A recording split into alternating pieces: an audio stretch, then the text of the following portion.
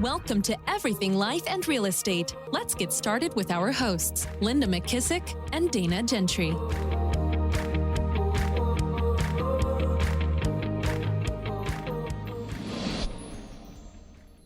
Hi, everyone. Welcome to Everything Life and Real Estate. I'm Linda McKissack. And I'm Dana Gentry. Hey, Dana. How are you? Good. Wait, I did forget to ask you, how long are you staying there? I leave Sunday because we'll be in Austin next week. But then are you going back to Texas or back there? I'm going back to Texas. Well, Okay. yeah, I'm going back to Texas, and then I'll come back up here just to finish up a few things. I was going to say, you all knocked a lot out, though, it seems like. Yeah, but I swear, I told Jimmy, I said, I hate to say this out loud. First of all, I would never move again. Yeah. If I sell this house, it's going 100% furnished. I'm just going to walk out, hand them the keys, and be done if we ever sell it. But I did say, by doing this house, because each house you do, you learn a little bit more about what works. And the longer you've lived in a house, the better you know what works for you and what doesn't. If I did redo a house in Texas, it might be the perfect house, because I have figured out some things, that you just can't figure out until you're living in one. You think, man, should have done this or should have done that. But we've also nailed it on this house. We know what rooms are important to us. We know like our sauna room. Yes. Is phenomenal. But guess what? I love sauna. I love dry sauna. I love cold plunges. I love hyperbaric chambers. I love all of those things. So we spent money in the areas where we knew that were important to us. Yeah, so smart. Yeah. I love that too.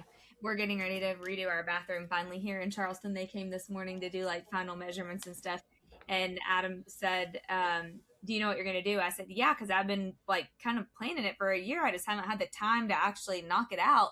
But because now I feel like I've stayed in a lot of places and I know exactly what I want in there, I'm ready to knock it out.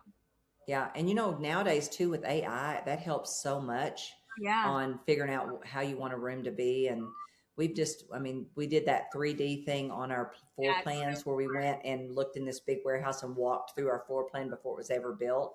Did away with a couple of doors that were not needed. I mean, there's so much technology now that can help you even more to do a lot of it yourself rather than, sure, I still hired a designer. I still hired an architect, still hired a builder. But what I find is if you're not thinking ahead of them, they make a mistake and you're stuck with it. Yeah, that's right. Yeah, so true. Oh, I can't wait to see it. Yep. In real life. Okay, well, today we're going to talk about two principles from the book we've been going through called Legacy Letters by Chris Hodges, timeless principles that he's learned, lived, and wants to leave behind. And today we're talking about the Tigger Principle and then the green grass principle. So we'll start with the Tigger Principle.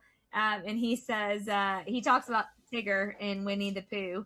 And he said that he bounces into the scene. He doesn't tiptoe. And the whole premise of the Tigger Principle is attitude isn't a feeling, it's a choice. And I feel like we've heard John Maxwell say that so many times over and over, that one thing you can control is your attitude. He starts by saying, learn to choose your attitude rather than allowing it to depend on what you can't control. And I like to feel like I have a pretty good attitude. But sometimes it's hard. You really do have to be intentional with controlling your attitude.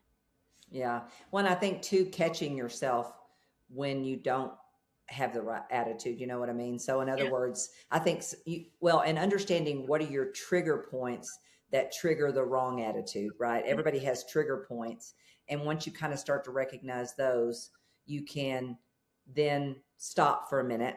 Yeah. And, and think about, okay, what's my attitude around this and why is it like that? Instead of just responding or reacting to something. Yeah. I love how he says in here, if you ask me, that cheerful determination is exactly what sets some people apart. Not their circumstances, not their personality, but their choice to bring a winning attitude to the room. And I think about, leading teams and leading big groups and organizations. And someone who always comes in with a positive attitude, it's refreshing. For me, it is. It's so refreshing to have somebody come in with a positive attitude. Like, I was actually doing a call with her yesterday, but I just was thinking of Teresa Kinney, who works in my Columbus. She just always has such a positive attitude. And even when there's like, things that are happening, or quite frankly, like it's not going good, Yeah. her attitude doesn't change. And I always feel so refreshed to talk to her because I know she's going to have a positive attitude, even if it's a hard situation. And I don't think we're talking about like Pollyanna type stuff. No, I yeah. think it's just a good attitude no matter what's happening. Yep. Because, we all know those people who are, I don't even know how to explain it, hyper giddy. Yeah. And it isn't appropriate necessarily for the situation. It's not about that. It's about no matter what's going on, they're positive, or they're at least optimistic about solutions or what can be done or whatever. There's just such a breath of fresh air, rather than you start to dread someone that if they're constantly having a negative attitude or not even trying to see a solution or always just focusing on what's wrong. I mean, those kind of people, because here's the thing, we can't change the circumstances. The only thing we can change is how do we feel about that? What's our attitude? Well, if our attitude is, well, first of all, I'm grateful for all situations because they're either lessons or they're wins or whatever, but also just having the attitude of we can figure it out. And if you've got the right people around you that you feel that way, there's nothing more alarming than someone walking in and go, "Oh my God, you wouldn't believe what's wrong," or something. Those words just send me. Me too. I'm automatically like, it's like I can feel my nervous system. Totally. My team has learned to say, okay, it's no big deal. But I'm like, your voice sounds like it's a big deal. And I think all of a sudden I want him to even hurry and get to what the real problem is so that we can start solving it, because I can feel the tension by what they're about to tell me. And my nerves are on fire. Yeah, it's so true. It's so true. I think and you kind of just now said this, but he said, I don't want to simply be effective. I want to be life-giving. I want people to feel lighter when I walk in, not heavier. And again, it's not that maybe the, circumstance isn't going to be bad. And it's not that you're trying to be perfect. It's just that you're choosing a Tigger-like approach, meaning that when you walk in, people aren't going to feel heavier. Even if it's a bad situation, you're going to lighten it up a little bit. And he tells some really good stories in here, and he says like it's a make the choice everyday thing. Most people wake up and let their mood decide their day, but I've learned your attitude won't take care of itself. It follows your focus. Your attitude is actually your reaction. And he said attitude isn't like the flu. You don't catch it. You actually choose it. You choose it when you wake up and then throughout your day. And I loved this story. He said, years ago, someone told me a story about a senior adult being admitted into a nursing home. When the nurse asked if he liked his room and how it was set up, he responded, I liked my room before I ever got here. It doesn't depend on how the furniture is arranged. It's how I arrange my mind. Happiness is something you decide ahead of time. And he said, I read this little prayer once that summed it up perfectly. Dear Lord, so far today, I'm doing all right. I haven't gossiped, lost my temper, been greedy, grumpy, nasty, selfish, or self-indulgent. I haven't whined, cursed, or eaten any chocolate. But in a few minutes, Lord, I'm going to get out of bed, and I'll need a lot more help after that. Amen. And I thought, I love that. True. It's so true. Good.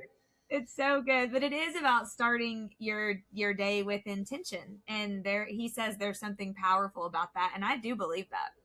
Yeah, and I think when he talks about finding something positive in everything, I love what he says is that frustrating coworker. Well, it's an opportunity to grow in patience, which I definitely need, right? Yeah. The family member who pushes your buttons, a test of unconditional love.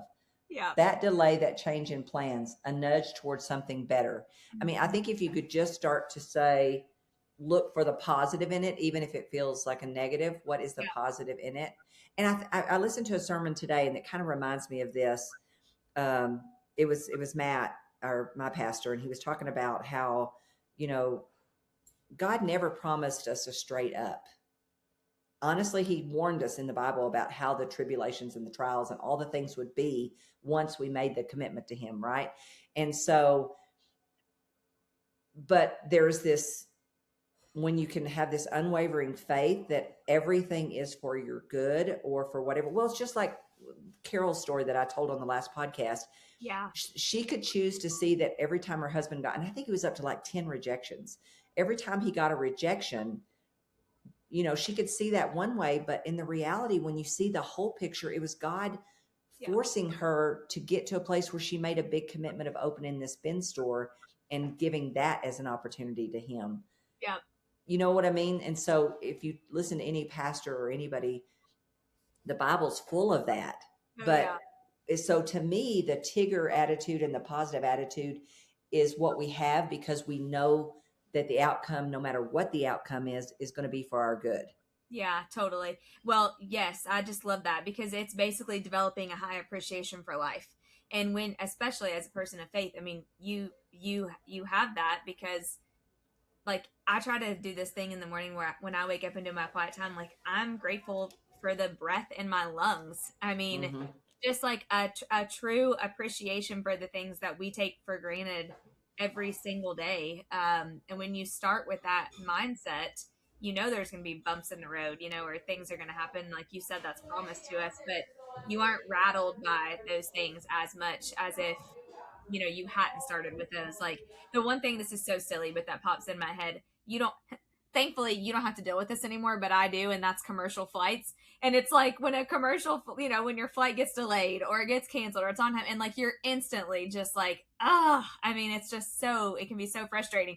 But then I started to think, okay, like I'm going to look at that as, I'm grateful that this happened. Something else is going to happen. Like I wasn't supposed to be on that plane, or I wasn't supposed to leave at this time, or like it really, you have to intentionally, because otherwise you can go to a bad place quick, even with little silly things like that. Most of the time it is the little silly things. Yeah, it really, really, really is. But I like where he says in here, like people who carry joy with them aren't the ones who've had it easy. They're the ones who've decided that life is a gift. If you've ever met someone like that, you know what I'm talking about. They aren't rattled by delays, bad weather, or difficult people. And it's because they've made peace with the truth that life doesn't have to go their way to be good. The secret is simple. Just be grateful no matter what.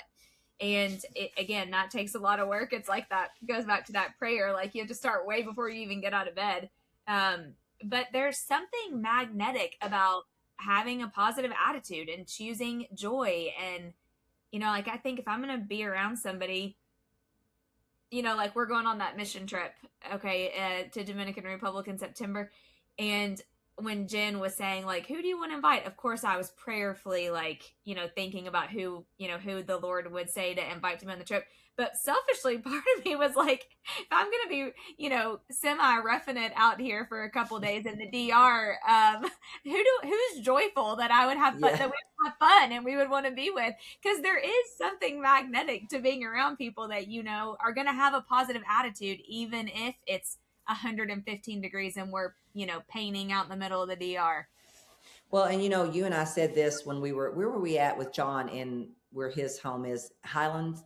Where is it in the Carolinas? Yeah, Highlands, yeah. Well, when you and I were there, I had this huge aha. Diana had been sick. Oh yeah. I had some kind of heart palpitations happen, and you got sick. And when I watched how we all handled that and we all just pushed forward, I had this huge aha about who would you want to be on the front line of anything with? And it's exactly what you're saying. Yeah. I mean, choosing those people matter, because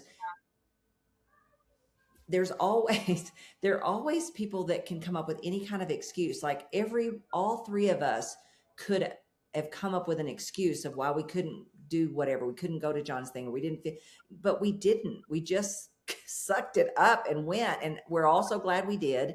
And we did it for each other. And that was a huge aha for me, that man, choosing people who are problem solvers, who don't let anything like that weigh them down. It's so refreshing. Yeah. You know, I mean, because most people, the littlest thing will become an excuse of why they can't go, or why they can't show up, or why they can't do the thing. Right. And so that really matters. You know, there's a handful of people that if I'm in a battle and I think about trying to accomplish something, it's going to make a difference who's on that front line with me. Oh yeah, totally. Yep. I totally agree.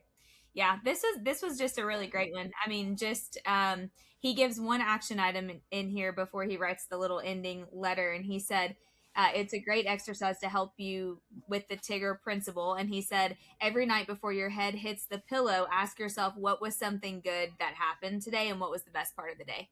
And it's just retraining, your mind. Even on your worst day, if you look hard enough, you'll find something that was positive about the day, and it lets you focus on that. And I thought that was such a great exercise.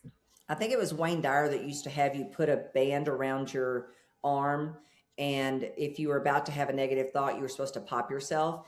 Yeah. When he says, when life presses in on you, press back with gratitude, with laughter, with a quiet confidence that better days are ahead. That kind of joy doesn't just lift you, it lifts everyone around you. Hold on to that. It will serve you well for the rest of your life. So I thought about that. I thought, if you have a moment and you get the chance to choose your attitude, what if you just say, okay, what gratitude can I have for this moment?